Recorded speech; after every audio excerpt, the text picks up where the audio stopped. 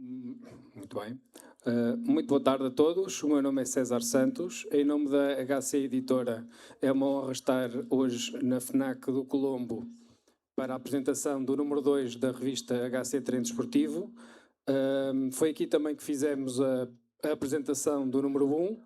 Na altura, contámos com a presença do diretor, o professor Pedro Sequeira, e além da Susana Feitor, da Fundação do Desporto. Nesta ocasião, é o diretor executivo da revista, eu próprio a fazer a moderação, e teremos presentes duas figuras muito importantes nesta edição. Desde logo, o coeditor, o professor Bruno Avelar Rosa, e a figura de capa, o diretor técnico nacional da Federação Portuguesa de Futebol, o Oscar Tojo. Esta edição tem como tema a inteligência artificial ao serviço do treino desportivo. Parece-nos e pareceu-nos e vai-nos parecer no futuro, de certeza, um tema que pela sua atualidade merece todo o destaque na medida em que está a transformar o desporto nacional. E tendo em conta que este é um projeto que também quer transformar o desporto nacional, neste caso a nível da sua cultura desportiva interna e até externa, achamos que depois de uma primeira edição em que se falava das competências do treinador de futuro, abordar a tecnologia e a forma como ela está a transformar o desporto pareceu-nos essencial. A construção deste dossiê partiu, como eu disse, da figura de um co-editor, o professor Bruno Avelar Rosa, que além de partner na Cantara Sports, que é uma consultora internacional especializada no setor do desporto e membro de categoria C do International Council for Coaching Excellence, é, além disso, professor auxiliar na Universidade Lusófona e tem larga experiência a nível da formação de treinadores, está ligado a vários departamentos de formação e, além disso, é doutor em Psicologia de Educação, licenciado em Ciências do Desporto e treinador de Karaté e de Judo, entre outras coisas que podem ver na bio da sua peça na revista. Já Oscar Tojo é o atual diretor técnico nacional da Federação Portuguesa de Futebol, tem uma carreira multifacetada, desde a fisiologia até a metodologia de treino, até coordenador regional, neste caso em Évora, na sua modalidade. Pareceu-nos a pessoa ideal para figurar na capa da revista, na medida em que trabalha numa federação que, sendo a maior em Portugal, é também a que mais tem investido nesta nova tecnologia e ainda por cima calha bem, apesar do atraso na edição da revista, calha bem a sessão, porque estamos em pleno Mundial e, portanto, podemos até fazer algum comentário também sobre esse facto. Aberta assim a sessão, eu passaria, neste caso, a palavra ao professor Bruno Avelar Rosa para, de uma forma muito direta, ele de certeza que já sabe, mas que nos pudesse contar um pouco da história desta edição, como é que surgiu o convite para ser co-editor.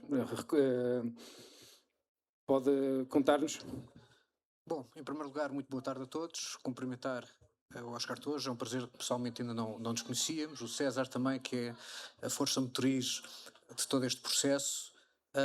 Eu confesso que não me recordo, mas imagino que o processo tenha estado diluído algures entre conversas que fomos tendo, participações em edições anteriores da revista e, sobretudo, que é bastante falado aqui na revista, e voltaremos a passar por esse tema, que foi a organização, há coisa de um ano atrás, do Seminário de Inteligência Artificial e Desporto, em conjunto com a Câmara Municipal de Torres Vedras, que começou a surgir ali a ideia de que se podia fazer algo, e depois, quando dei por mim, o que não é de todo também estranho, acabo por estar envolvido porque me entusiasmo com as coisas, e quando dei por mim era co-editor, mas efetivamente não me lembro exatamente de o ser, mas com todo o gosto agradeço o convite, sim. Muito bem. Na altura, esse congresso, que foi exatamente, digamos, o ponto subtil e central da própria construção da edição, porque despoltou o panorama que até depois faz faz questão de colocar na sua peça, faz, digamos, o panorama de como a inteligência artificial pode ser aplicada ou ter repercussões no desporto. Pode falar-nos um pouco disso?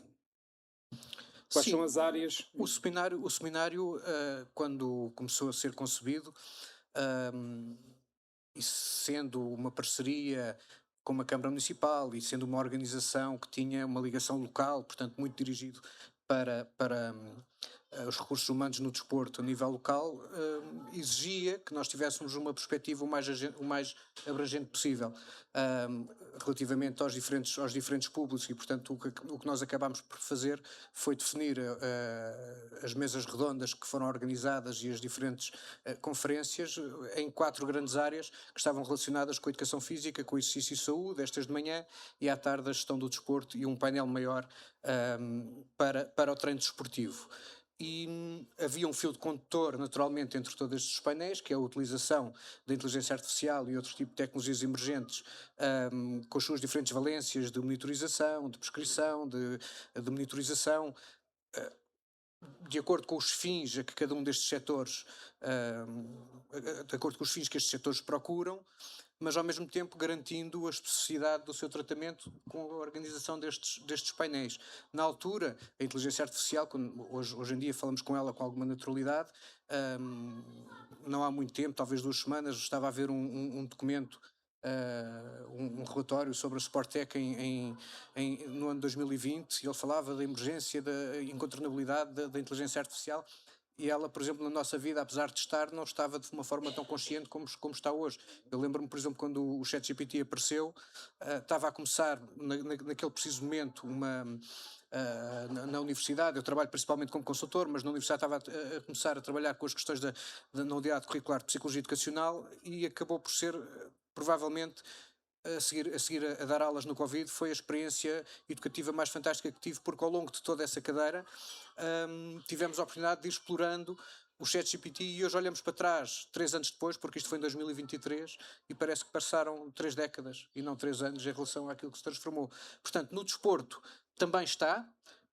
Há 3 anos, se calhar, não estava de forma tão explícita, hoje está de forma muito explícita, mas em Portugal, além da reflexão e de publicações feitas por diferentes académicos enfim, e um mundo enorme que temos também no setor desportivo, de empresas que estão a surgir, associadas enfim, as chamadas Sportec, e que começam cada vez mais a utilizar mecanismos de inteligência artificial.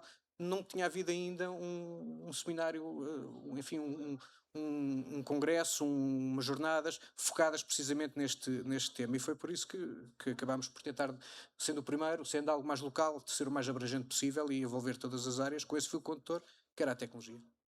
Muito obrigado. Virando-me agora para o Oscar, e também para a sua contextualização no âmbito deste número, também lhe faço uma pergunta um bocado provocatória, além de se já conhecia este projeto e se ficou surpreendido pelo convite para figurar na capa desta edição. Bem, antes de mais, boa tarde a todos os presentes, e também agradecer o convite da HC Treino Desportivo para estar aqui presente. Para mim é um prazer, é uma honra poder estar aqui, ser também capa da revista, do número 2, sobre também um tema que para nós é um tema, em termos daquilo que é a estrutura técnica nacional, é um tema muito emergente e muito caro em termos daquilo que é o nosso dia-a-dia, em termos de discussão. E em relação ao projeto, só de saudar e felicitar aquilo que é esta ideia, esta visão, neste caso do Pedro, como responsável máximo, porque eu venho do tempo de estudar muito em termos daquilo que foi a minha formação desportiva em relação ao futebol. Lembro-me muito bem de algumas revistas que marcaram muito, como por exemplo a Horizonte, como por exemplo o Treino Desportivo, que gostava muito de procurar e de ler certos artigos e certos autores que para mim eram referência e que falavam sobre determinados temas que para mim eram fundamentais, e perceber que o recuperar desta ideia acho que é algo também que deve ser salientado e deve também de ter o seu devido valor. Para mim, agradecer a maneira como vocês tiveram de olhar para este número 2, a poder ser capa de revista num tema que para nós também é muito sensível. Só tenho que agradecer, em termos de surpreendido ou não me parece que seja o caso, percebo também quais são as minhas responsabilidades em termos daquilo que é as minhas funções como diretor técnico nacional neste momento da Federação Portuguesa de Futebol, e logicamente percebo também do impacto que possa ter e do interesse que tenho em relação a esta visão da inteligência artificial naquilo que é o fenómeno desportivo transversal a todas as áreas, neste caso em particular ao futebol, que é aquela que em Portugal é mais praticada e aquela que todos nós estamos mais ligados. Muito obrigado.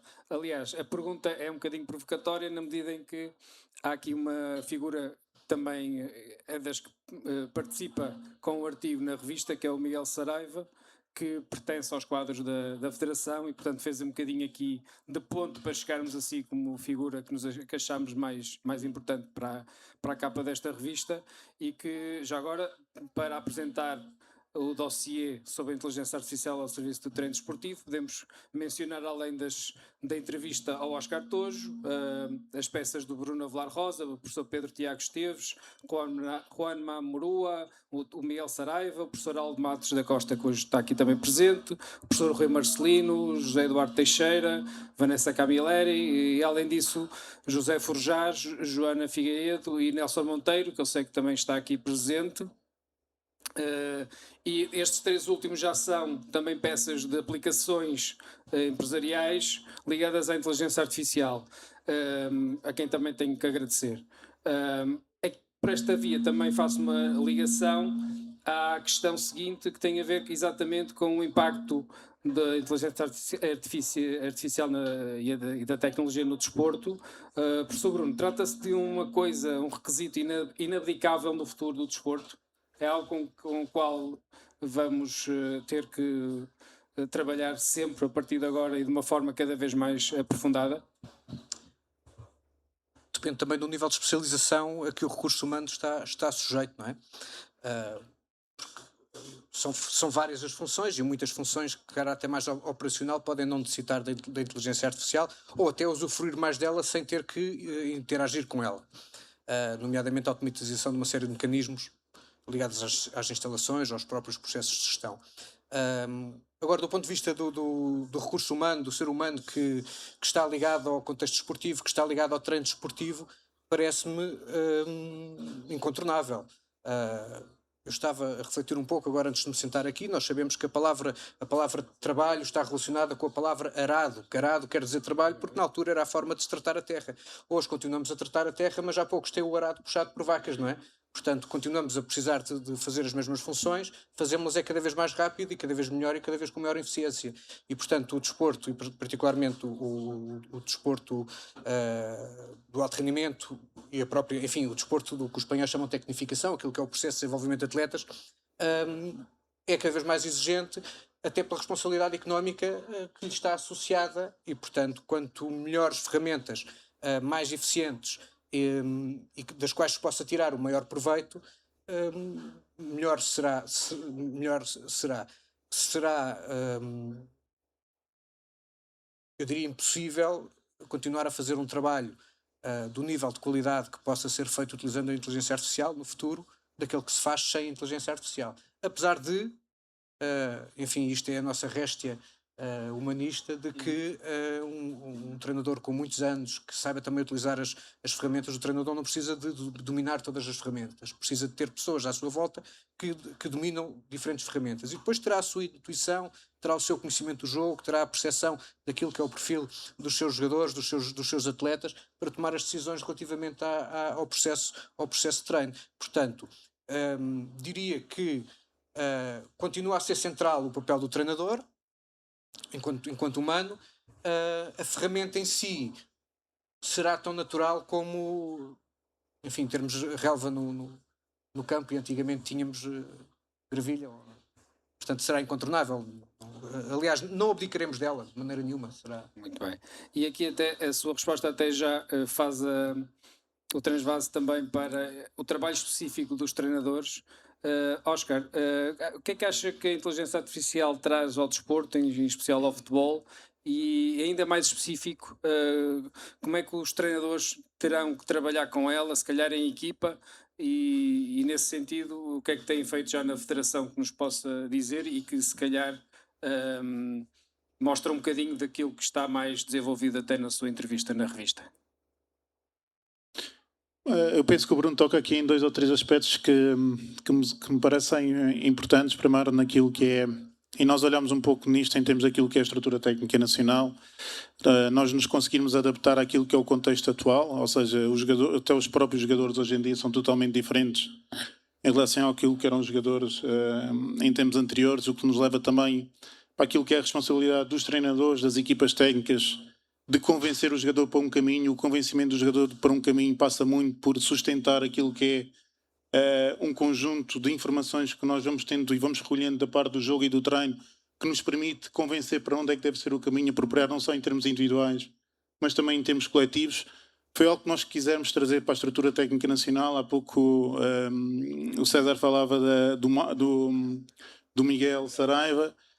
O Miguel foi uma pessoa que entrou agora recentemente connosco, há um ano atrás, para liderar uma área nova dentro da estrutura técnica, que é a área de scouting e inteligência desportiva, que tem duas componentes muito concretas. Uma delas, logicamente, no respeito ao scouting e ao recrutamento de jogadores, não só em termos daquilo que é o recrutamento do talento nacional, mas também o recrutamento do talento que neste momento habita fora de Portugal, e que é importante nós estarmos também sensíveis a isso, porque cada vez temos mais lusodescendentes espalhados por todo o mundo, e através de um conjunto de ferramentas possamos ter acesso a um conjunto de informações para poder tomar decisões e poder atrair estes jogadores a poderem vir a representar Portugal. E temos, nos últimos 10, 11 meses, temos cerca de 10 a 15 jogadores que passaram muito por este processo, em termos daquilo que foi a nossa captação, observação, análise, convocatória, integração no processo de seleção nacional, e depois aquilo que é as tomadas de boas decisões com base em dados, com base em números, com base naquilo que são as tendências evolutivas do próprio jogo e como é que nós conseguimos ajudar os nossos treinadores que estão a liderar as seleções nacionais, transversais ao masculino, ao feminino, ao futebol, ao futsal, ao futebol de praia, a tomar boas decisões. É algo que nós temos vindo a construir. Aspectos relacionados com KPIs, posições, com aquilo que é o perfil dos jogadores, com aquilo que são a análise técnico-tática em vivo do próprio jogo, e através dessa própria análise do jogo nós conseguimos dar feedback ao treinador para que ele possa tomar boas decisões, não só na maneira como dá o feedback aos jogadores, mas até prepará-lo para aquilo que é a sua intervenção ao intervalo, onde este momento é fundamental para que a equipa possa crescer no jogo a seguir. Ou seja, é um conjunto de áreas que nós temos vindo a desenvolver, em que o Miguel, é verdade, tem liderado muito bem essa parte, numa visão que nós queremos muito em relação àquilo que é a integração do IA no contexto esportivo, e mais em concreto naquilo que diz respeito às seleções nacionais e até ao processo de recrutamento. Uma área que eu não toquei, mas parece-me também fundamental, ou seja, para além desta componente técnico-tática do apoio ao treinador, ao jogador, para que ele possa ser melhor, temos também a área do recrutamento e temos a área da prevenção de lesões. Acho que são 3 áreas sensíveis que nós, através da nossa área de saúde e performance, também estamos a desenvolver no respeito ao apoio da IA para tomar decisões e tomar boas decisões daquilo que é o acompanhamento individual do jogador em termos daquilo que é o trabalho preventivo de lesões. Por isso, para nós são três eixos fundamentais em que temos vindo a desenvolver algum trabalho nessa área, para que possamos ser cada vez mais competitivos, porque a verdade é que não é só a Federação que está a desenvolver esta componente, são os clubes de topo, da quais os jogadores vêm para as seleções nacionais, que têm estas áreas já muito bem desenvolvidas e que nós temos a responsabilidade de acompanhar. E depois é a competição com as outras federações, em que nós temos de estar a liderar todo o processo para podermos também ser competitivos, porque somos um país pequeno, temos um recrutamento também limitado, e este recrutamento que temos de fazer tem que ser o melhor possível para que possamos dar resposta àquilo que são todas essas exigências competitivas e esportivas que temos vivenciado nas várias vertentes. Ok. Referiu aí algo que parece condizer com o que diz o professor Bruno, que parece que a IA, a inteligência artificial, é algo com o qual vamos ter que trabalhar sempre, já não podemos abdicar nesse sentido.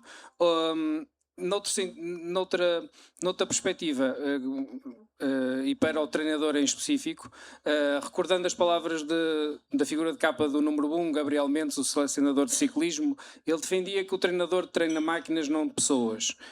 Como é que se conseguirá manter o caráter humano, tendo em conta um apelo tão forte à tecnologia? Ficará em risco? Como é que será a própria formação de treinadores, encarando esta utilização desta tecnologia em específico? Terá que ser reformulada para não perdermos o caráter humano? Eu acho que um dos grandes segredos da liderança está relacionado com a empatia que nós conseguimos criar entre as pessoas, nomeadamente entre o treinador e a sua equipe e os jogadores. E é muito mais fácil a criação de empatia se nós conseguimos ter do nosso lado um conjunto de informações, sejam mais individuais, sejam mais coletivas, seja mais de ordem técnico-tática, seja mais de ordem de outro tipo de vertente em termos daquilo que é o fator rendimento do jogador. É muito mais fácil nós conseguimos criar esta própria empatia com o próprio jogador se nós estivermos reunidos num conjunto de informação para podermos dar com o jogador o melhor feedback possível e podemos atrair o jogador para aquilo que é o caminho correto para que ele possa melhorar as suas capacidades. E os jogadores, eu há pouco falava um pouco sobre esta questão da geração dos jogadores, porque a geração dos jogadores também tem vindo a alterar-se e os jogadores hoje em dia, alguns deles até sobre determinados temas conseguem ter acesso à informação muito mais rápida e muito mais privilegiada que o próprio treinador. Então, eu acho que toda esta parte tem que estar integrada e tem que ser vista por parte do treinador, por parte da formação de treinadores, de uma forma muito clara e muito objetiva para que nós possamos também passar esta mensagem para todos os treinadores, que isto é uma área que eles têm que saber conviver, sem saber viver. É verdade que, e há pouco o Bruno estava a falar sobre esta questão, o treinador principal não precisa dominar esta área em especificidade, mas precisa ter um conjunto de pessoas à sua volta sobre determinados tópicos que precisam de dominar para que depois esta informação possa chegar ao jogador da maneira correta e na altura correta e selecionada em termos daquilo que é a intervenção da liderança do treinador no momento certo. Muito bem. É engraçado porque essa transformação até dos próprios atletas, ou seja, a transformação de todo o universo desportivo a partir da utilização da inteligência artificial, faz-me também depois fazer a questão seguinte ao professor Bruno, neste caso, no artigo que direciona no dossiê e faz o panorama geral do dossiê temático e que é escrito também com o professor Pedro Tiago Esteves, é referido que, e agora vou ler, sem upskilling e reskilling sistemáticos, a digitalização, leia-se aqui de uma forma geral, a utilização da tecnologia, da inteligência artificial, corre o risco de aprofundar desigualdades entre organizações, territórios e profissionais. Será que nos pode explicitar-nos esta ideia, atendendo ao facto de estarmos a sentir esta transformação? Eu acho que, eu por acaso eu gosto muito desta pergunta. Temos ali a especialista em reskilling e upskilling e tudo o que está à volta do skill e os seus prefixos e sufixos. Espero não dizer nada que esteja contrário àquilo que é produzido nesta área. Eu vou dar um exemplo, 2 ou 3 exemplos que me parecem bastante elucidativos daquilo que estamos a falar. Nós começámos por aprender álgebra na escola primária básica e começámos a utilizar mais tarde a máquina de calcular. Na altura dos exames de 12º ano de matemática não era concebível fazer os exames sem a máquina de calcular, era praticamente impossível. Da mesma forma, há determinados usos de tecnologia que acabamos por ser, de certa forma até encurralados no sentido de tenho mesmo de saber usar esta tecnologia e, portanto, tenho que me capacitar nesse sentido para dar resposta àquilo que são as exigências que o contexto me colocam. A determinado momento eu tive que aprender a fazer PowerPoint, porque já ninguém fazia apresentações que não fosse PowerPoint e, portanto, houve esta lógica. O mesmo em relação à inteligência artificial, que no seu determinado momento eu tenho que saber utilizá-la, porque eu começo a ser menos eficiente do que outros colegas meus que para o mesmo tempo que dedicam ao tratamento de dados, eu apenas consigo tratar parte dos dados, eles conseguem tratar dados muito melhor e obter dados com muito mais significado para aquilo que eu pretendo para usar no treino. Isso vê-se, por exemplo, até nas questões da estatística. Eu aprendi estatística à mão, e depois, quando precisei de usar o SPSS, não sabia usar o SPSS e, na verdade, é muito mais útil usar o SPSS do que saber os mecanismos que estão por trás. O que me parece que acaba por acontecer é nós não retiramos importância àquilo que está por trás da máquina de calcular ou de um programa de estatística ou de qualquer ferramenta associada ao treino desportivo. O que nós vamos é um passo à frente. E nós poderíamos, um exemplo que eu utilizo aqui, eu há coisa de 2 anos fiz uma pós-graduação sobre inteligência artificial. E é uma coisa, César, eu deixo aqui em público, enfim, com quem nos ouve, daqui a 2 anos eu vou deixar de dizer isso. Agora até parece interessante, o Bruno fez uma pós-graduação em inteligência artificial e educação e processos de aprendizagem que pode ser aplicado ao treino, que tipo de ferramentas é que há. Eu neste momento já começo a sentir que o que aprendi lá já tem novas versões. E, portanto, houve certas ferramentas que eu aprendi a utilizar para determinadas finalidades educativas ou de treino ou consultivas da gestão, que me especializei mais e fui acompanhando as novas versões e os novos plugins que foram aparecendo. Houve outras que eu fui deixando de utilizar e nessas tornei-me absolutamente obsoleto. Daqui a 5 anos dizer que fiz uma pós-graduação de inteligência artificial há 5 anos atrás é a mesma coisa que dizer que fiz um curso de MS-DOS há 30 anos atrás, vale absolutamente zero.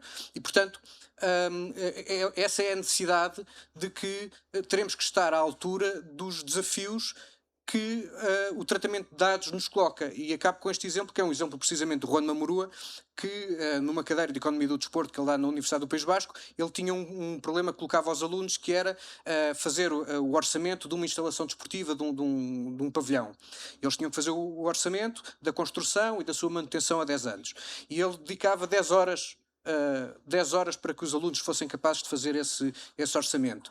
Ele hoje, obviamente as horas não esticaram, só que nessas mesmas 10 horas ele diz que quer o orçamento e manutenção não de um pavilhão desportivo, mas de um complexo do tipo do Jamor, que tem 4 pavilhões desportivos, tem um estádio, tem uma piscina, tem uma pista de atletismo indoor e, portanto, eles têm as mesmas 10 horas para tratar muitos mais dados que são coerentes entre si, porque estamos a falar de instalações desportivas com diferentes tipologias e que eles com a inteligência artificial são capazes de o fazer. Porquê? Porque conseguem em paralelo desenvolver vários processos. E isto é extraordinário, porque nos vai permitir desenvolver com cada vez mais qualidade o nosso trabalho. Qual é o limite? O limite é algo que é extra-desportivo. É que, apesar de tudo, quando falamos de inteligência artificial, ainda estamos a falar de algo que é programável, tem os seus limites e, portanto, é consequência daquilo que são as nossas intenções.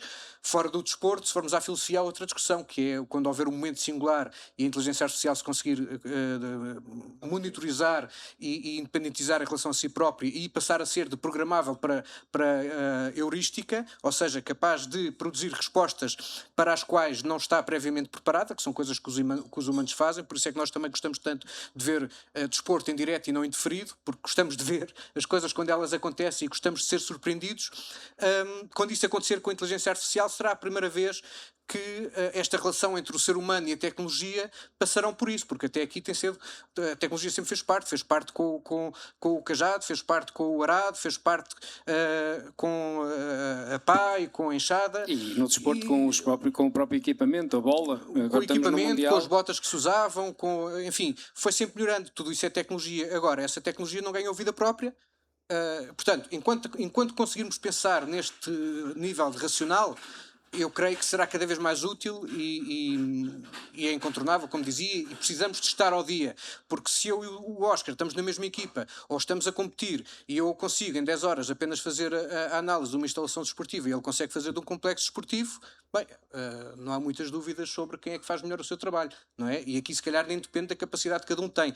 Depende sim da capacidade que um tem, não intrínseca, mas da utilização da tecnologia que tem ao seu redor. E, portanto, não temos outro remédio senão estar permanentemente em formação, o que é bom também, muitas vezes, porque quando, enfim, o César tem a mania, entre aspas, de me tratar sempre por professores, já são há alguns anos que estou sempre a dizer que não, que é Bruno, que é por tu e tal, mas se calhar devemos mesmo deixar cair esta palavra professor e passarmos a ser sempre alunos ao longo da vida toda, porque o conhecimento já não está no poder, já não está na posse de quem tem determinadas insígnias, está em todo lado. Já o atleta consegue chegar à informação antes do treinador, o aluno tem informação antes do professor e, portanto, todo o processo de aprendizagem e treino muda com base nesta tecnologia. Muito bem, muito obrigado. Aliás, finalizando aqui esta parte e antes de fecharmos a sessão, é mesmo este processo de transformação que convidamos a todos que possam ver na Treino Desportivo, que está aqui, para quem que depois nos estiver a acompanhar por vídeo e online, de referir que além do dossiê há sempre rúbricas e entrevistas disponíveis na revista.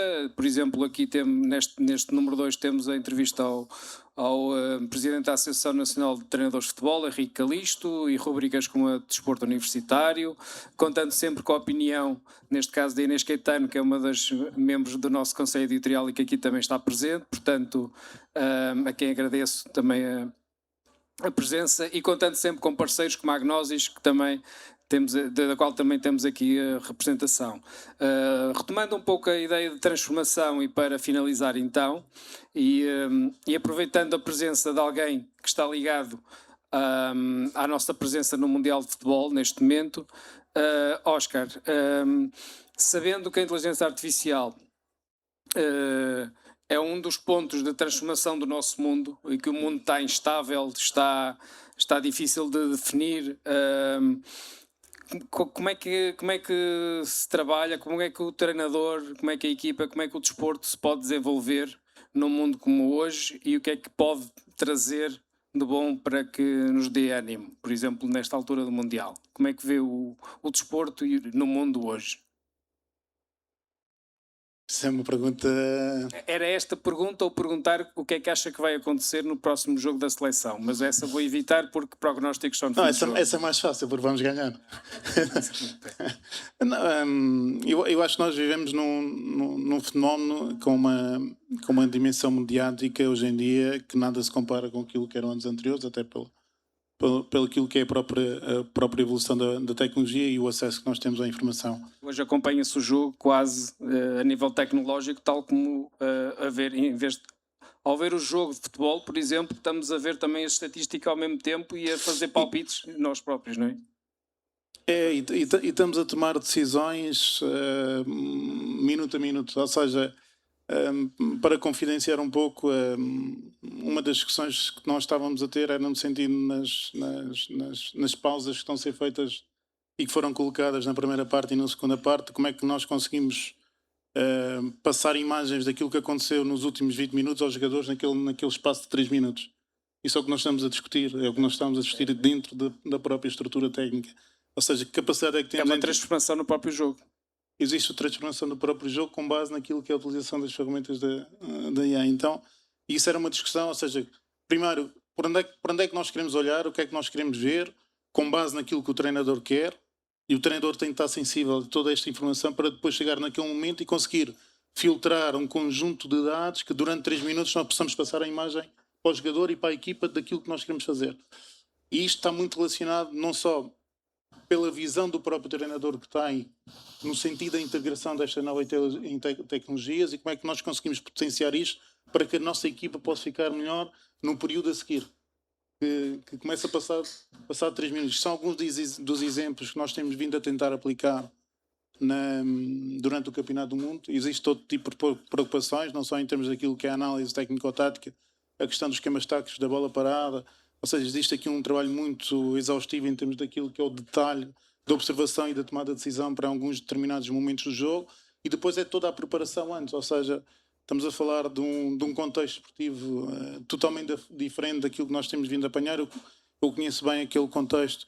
Nós estamos a falar de fusos horários completamente diferentes de um jogo para o outro, nas viagens longas que têm que se fazer, nas mudanças de temperatura, na questão do impacto da altitude, e nós temos isso tudo muito bem programado e programamos muito tudo esses dados para que possamos chegar a determinados momentos e possamos perceber, ok, naquele contexto, naquele jogo, o que é que vai acontecer em termos daquilo que é o contexto esportivo.